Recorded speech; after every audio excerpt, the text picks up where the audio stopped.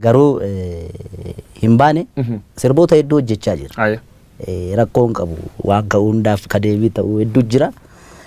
Guyyaan itti ba'u gaafa ba'u. Istuudiyoo keessa dhaqxee kan hojii hojjechaa jiru yoo quba qabaate akka biltsiginnaa birrii naan kennine akkamitti quba dhabde kanan qulqulleeffanne.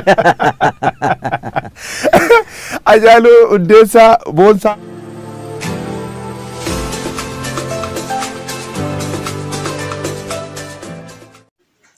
Akkam jirtu hordoftoota Oromoo HD walleen artistii keenya jaalatamaa Haacaaluu Hundeessaa kan hangaarratti istuudiyoo keessa ture yeroo ammaa kana gadhiifamuuf akka jedhu artistii Galaanaa Gaaromsaa fi artistii Lataa Qana'ee fi artistoonni hedduun toora Facebook isaanii irratti maxxansaa jiru.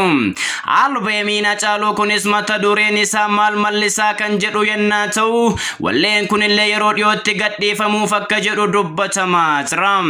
Akkuma walleen kun gadheeffame linkii isaa description box irra isiniif ni keenya waan ta'eef irratti hirmaattanii daawwachuu hin dagatinaa isiniin jenna. Akkasumas namoonni chaanaalii keenya osoo subscribe hin godhin viidiyoo kana ilaalaa jirtan please subscribe godhaa viidiyoo keenya daawwadhaa isiniin jenna. Namoonni viidiyoon kun illee isinitti tole like gochuun nu duukaa dhaabbadhaa isiniin jenna. Akkasumas peejiin maqaa Haacaaluu Hundeessaan banamellee ni jira. Peejiin kun dhimmoota waa'ee hojii isaa gara fuulduraan dhufanii fi maatiin isaa hojiilee maqaa isaatiin hojjetamanii fuula peejii artist Haacaaluu Hundeessaa irratti ni argattu. Peejiin isaa kanas fuula Facebook artist Galaanaa Gaaromsaa irra yoo deemtan linkii isaa argachuu ni dandeessu. Akkasumas description box viidiyoo kana jalallee isiniif ni keenya. Peejiin kun hiriyoota artist Haacaaluun kan banamedha. Haacaaluun nama kabaja wayita nagaa fuudhuu nooruu jedha.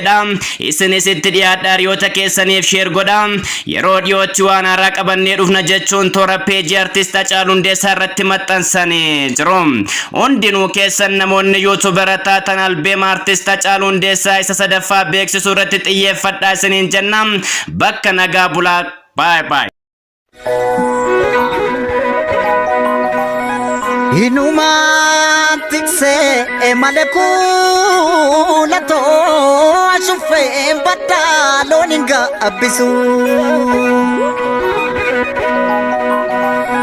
Inuma rafe maleya lami tokuma dabu namara abisu.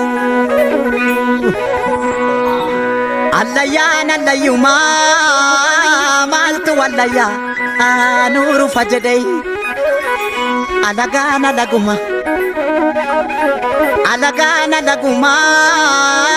maltu alaga adam firajadai koborta ormina ma batu yo abano fi batate male roro ormarra dufte roro dinarra dufte maltu namado oh abado watamale malo biya orma adakun naman ibu galun naman ibay biya ofi yagadi sa garbu adun naman argu jaran chamsa dufta mo birra ayasa wilenko saya nobori chamsa sinufnu birra Chamsa sinufnu birra kinufnu kalo nutti bitani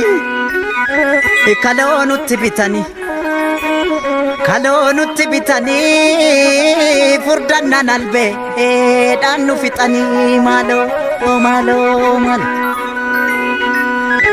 jabbilo tako ya jabbilo ta oda jala kanna manyatu nu keessa jira. Jabbilo tako ya jabbilo ta oda jala kanna